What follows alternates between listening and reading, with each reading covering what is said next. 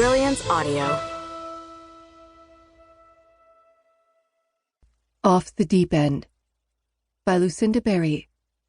Performed by Amy Landon and Andy Arndt. How'd it go? I whipped open the front door and grabbed Detective Hawkins by the shirt before he had a chance to knock, then pulled him inside. What did Jules say? My husband, Mark, didn't even look up from his spot on the couch in the family room. He sat with his hands folded on his lap and stared at the TV on the wall in front of him without actually watching what was playing on the screen. That was what he did whenever things got too intense with the investigation. He just shut down like there was a switch inside him that someone had turned off. He'd been that way since Isaac had gone missing 6 days ago. 6 grueling days since our world got flipped upside down again. It hadn't even righted itself since the last time. This couldn't be happening. It wasn't fair.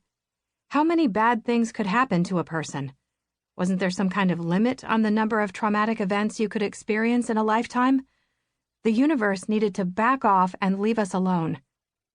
Detective Hawkins stepped through the entryway and headed into the family room so Mark could be a part of the conversation too. Although it hardly mattered because Mark didn't have much of anything to say to anyone at the moment. He just sat there like a big dummy doing nothing in a way that infuriated me. Like whatever was happening, we were just supposed to sit back and take it. I'd totally gone nuts on him last night. I hadn't lost it on him like that since I was pregnant and hormone-crazed, but his detachment and emotional disconnection during all this was infuriating. He'd shut down hour by hour as the clock ticked further and further away from the last time Isaac had left the house.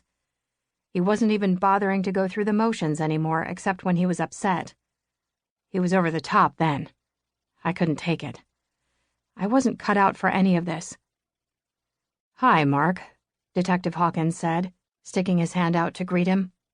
When the sheriff told me they were bringing in some hotshot from the Twin Cities to lead the case, I'd expected someone big and commanding to assume the role, so Detective Hawkins had taken me by surprise, and I was still trying to adjust. Although he was commanding, he certainly wasn't big. He wasn't much taller than me, which wasn't saying a lot since I was barely 5'4". Everything about him was average. His height, his build, his face. Except for his eyes. Those were one of a kind. He had piercing blue hawk eyes. They took one look at you and penetrated your soul. No wonder he was a detective. Mark raised his arm and slowly shook Detective Hawkins's hand like it weighed 10 pounds. All his movements were slow and sluggish. He laid his hands back in his lap after he'd finished, like the simple social interaction had sucked the remaining life energy out of him. I stifled my annoyance and focused my questions on Detective Hawkins. "Where did she say she was the night Isaac went missing? Were you able to speak with any of the staff at the house? Can they verify that? Do you think they'll be cooperative?" I asked, my words tumbling out of me so fast they fell on top of each other. I just had so many questions, and I'd been holding them inside all day. Talking to Mark about them was useless. Our discussions only ended in fights. Detective Hawkins shook his head and held up his hands, motioning for me to slow down. "That's not how these kinds of interviews work. They take time. Sometimes a lot of time." "I don't understand why. All the psychologist has to do is ask her where she was the night Isaac went missing. Then check to see if she's lying. That's more than probable cause to get you into her room." It wasn't that complicated. I'd been a die-hard Dateline fan for 20 years, and they always stressed how important the first 72 hours were after a person disappeared. It had been way longer than that since Isaac had gone missing, and they were wasting valuable time. Jules had him.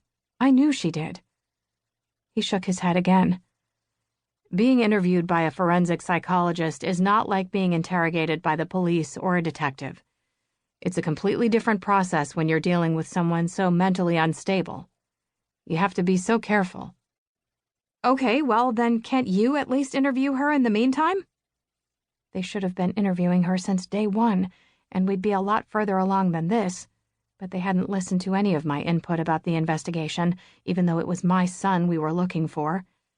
I swore that half the time they treated me like I'd done something wrong. Detective Hawkins gently placed his hand on my arm and pointed to the spot on the couch next to Mark. Why don't you take a seat?